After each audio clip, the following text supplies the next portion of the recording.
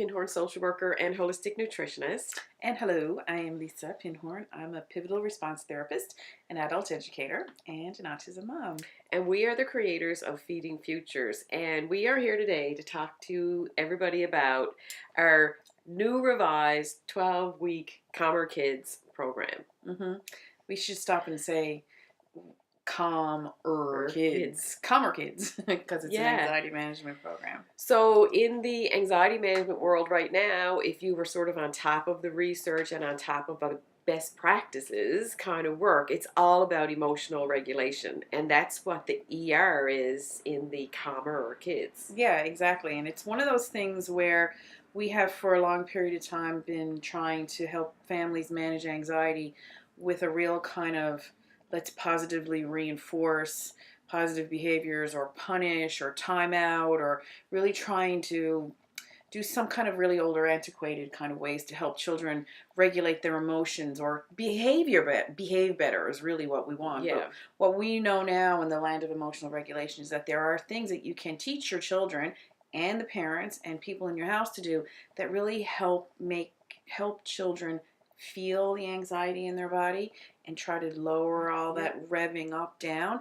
And that's the emotional regulation part. We want to try to help kids understand you don't have to go from 0 to Yes, and 10. If you're watching this video, you might be a parent who lives with your own anxiety, or you might have already reached out to professionals for your child's anxiety.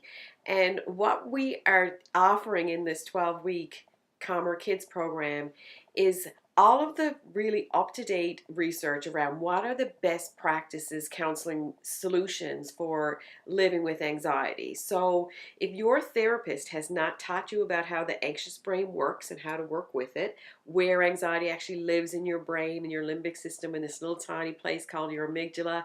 I teach this to kids every day. Yesterday I taught it to 2 young people, who you wouldn't think that with a diagram of a brain they would actually understand what's happening. You can see the relief on their face, like, oh, I didn't really understand that this was more than just me thinking anxious thoughts, that it actually, anxiety lives in the brain in a certain place. The other part that is totally missing from, now, Stuart Shanker talks about it in Self-Reg. Yes. I have to give him credit. But there's a biological domain of where anxiety lives. And if you're not taking care of your sleep, if you're not having enough fun and play, if you're not eating really good food, then you are biologically setting yourself up to feel more anxiety than is necessary. Exactly. And one of the other things that we may not have been taught how to do ourselves, because maybe it wasn't done in our houses when we were growing up, and they're starting to do a little bit about it in school, but we have to talk about emotions in your house. We have to talk about when you're happy, and you have to talk about when you're sad, and you have to talk about when you're nervous, and you have to model all of these wonderful things about labeling emotions. Even just when a child is able to say, you know what, I feel anxious, or I feel nervous, or I feel happy, I feel sad. And you know what? We're all allowed to have emotions. And we're allowed to feel anxiety. That's Yeah. one of the awful things about some of our modern day anxiety treatment is that we miss the mark, and as parents we feel really anxious about our kids' anxiety when what they're experiencing is natural, normal anxiety that they should be feeling. Absolutely. The anxiety management piece of it is to decide when this is unnecessary anxiousness and stuff that's just a misread of your situation, and you're training your brain to be anxious over a neutral situation as opposed to a real life stressor or dangerous situation. And what is just noise. And your kid is supposed to, in an anxiety management program, understand anxiety just like every other feeling. It has a beginning, a middle, and an end. And the longer that you can sit in it and help your child navigate anxiety is an amazing skill. Absolutely. So if you're just dropping your kid off to the therapist's office and you're not involved in this anxiety management approach, you're also missing a very important mark. Yeah, and I mean, I think that the parents who we work with come to us because they say certain things like, there must be something more than just taking a medication. I know. There must be. And I think that parents feel that deep down inside, like, why is my very young child being prescribed such a hefty pharmaceutical when we haven't tried this and we haven't tried that and we haven't tried whatever. And again, I'll use the word antiquated. That is an antiquated way to teach something that we know there are so many other things involved in it. So you know, if you are going to school and the people at school are saying, well, is he on any medications? Can we try a medication? Can we, you know, those kinds of things. We really, really, really do believe that medications have a place in some people's lives, but not until you've had your blood work done, until your sleep is regulated, until you are super topped up nutritionally, until everybody in your house understands, you know, how we bring our challenging emotions into the lives of our children.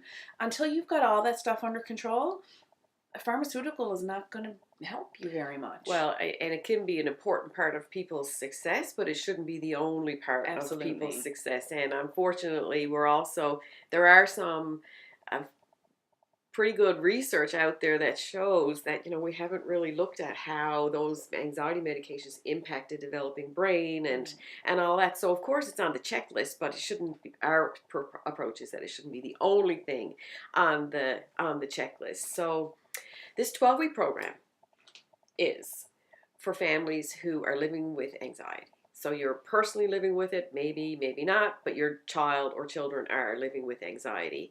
And anxiety is the great denominator in a bunch of other things. So like if your child is living with autism, attention deficit disorder, OCD, if you can get the anxiety managed, what happens is the spikes of the other symptoms sometimes, you know, will go down as well. So Yeah, I mean, we say this all the time. When your anxiety starts to go down, people sleep better, people have better relationships, their picky eating decreases, their school avoidance decreases, their separation anxiety decreases. And joy comes back into their life. So when you Absolutely. start to see your child do things that they haven't done in a very long time, sing a song, dance, sit down and play the piano, and they've been too overwhelmed to be able to do that, you know, that's where all the joy comes back into their lives when the anxiety goes down.